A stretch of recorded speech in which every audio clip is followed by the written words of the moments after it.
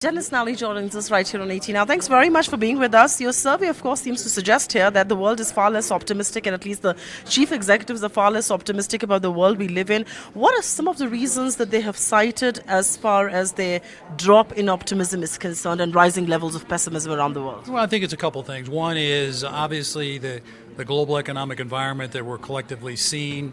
The global economy performing at a lower level than what many would have hoped for at the end of 2015 or going into 2016, the volatility that exists, in the global economy. I think that's, certainly at the forefront. The second is the whole issue around the geopolitics that really exist all around the world, not just isolated in one part of the world versus the other. And I think when you put all those together, it's having a real negative effect on confidence levels as we go into this year. You talk about geopolitics, and that's a big point of concern. 74% is the level that we've spoken about in this survey. My question to you really is, this survey has been dated in December. If the survey was to be conducted in January, do you believe geopolitics would have been the issue topmost there? I don't know whether it would be the top, but it'd certainly be, again, right up there. Because, if anything, the economic environment is probably more challenging in early 2016. And, of course, as you just pointed out, the geopolitical environment continues to evolve, obviously, with mostly in the Middle East, but in other parts of the world as well. So those would be number one and number two as well. But I think it's fair to say, having said that, the confidence levels would even be lower in 16 than they were in 15.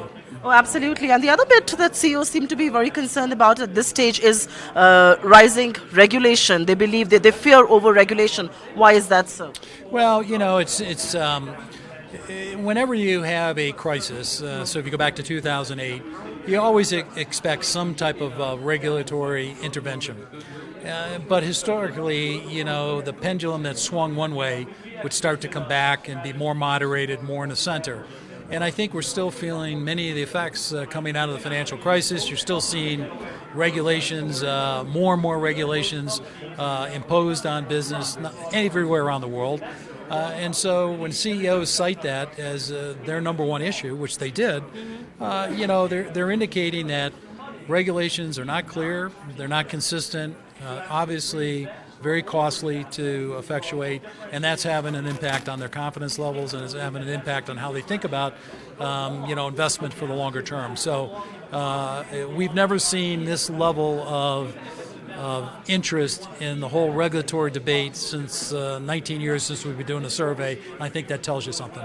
That's absolutely right. I want to talk to you about China. The survey doesn't talk so much about it, but the fact that China is a big pain point in the world, you did mention that China is an economy in transition. It perhaps isn't an economy's mess like some other people believe. But my larger question on China is that, you peg growth levels at 6.3 to 6.5%. There are people who believe that growth is not over levels of 5%.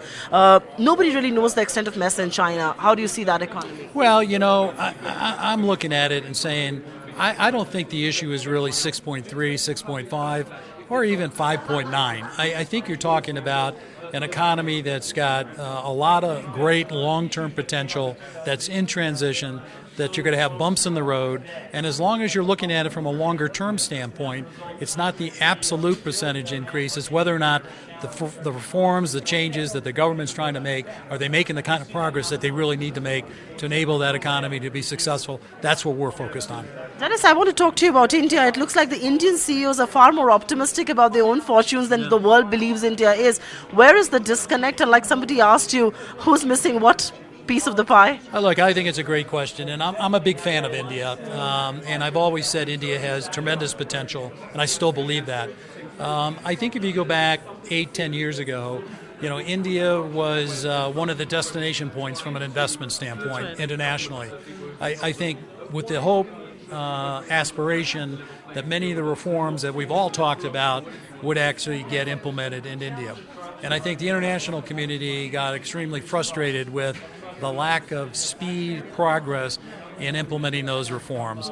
And so you see more of a cautionary view, a cautionary perspective that's really taken hold there from an international standpoint. Now, obviously, to your point, when you turn it around and say, how do the Indian CEOs feel? They're pretty encouraged about what they see with the Modi government, the types of things that are being talked about, the reforms that have actually been, implemented already. So I think you have to wait and see, and hopefully 12 months from now, you'll start to see more of a connection with confidence as well as investment. We do believe that bridge is going to be, that divide is going to be bridged. But one last question before I let you go. Your survey also says that CEOs are far more, pertinent to or sensitive about the needs of stakeholders and no longer shareholders. Why is that so? I mean, the corporate world doesn't really know free lunches, do they? No, there's no free lunches, but I think there's a realization here that, business has to demonstrate to the greater society what its role really is. And it's not just about profits. It's not just about jobs. It's about the contribution they're making to many of the societal issues that are there, whether it's the environment, whether it's, dealing with education, whether it's dealing with communities or what have you. And I think business has to do a much better job at making sure that they're meeting the needs of the broader group of stakeholders, not just shareholders. And over time, I think that's going to be key for a sustainable business. Sustainable in terms of attracting people to the organization. People want to work for an organization today that stands for not just a great product or a great service, but making a really positive contribution to society. I think that's what you're seeing from a CEO perspective today.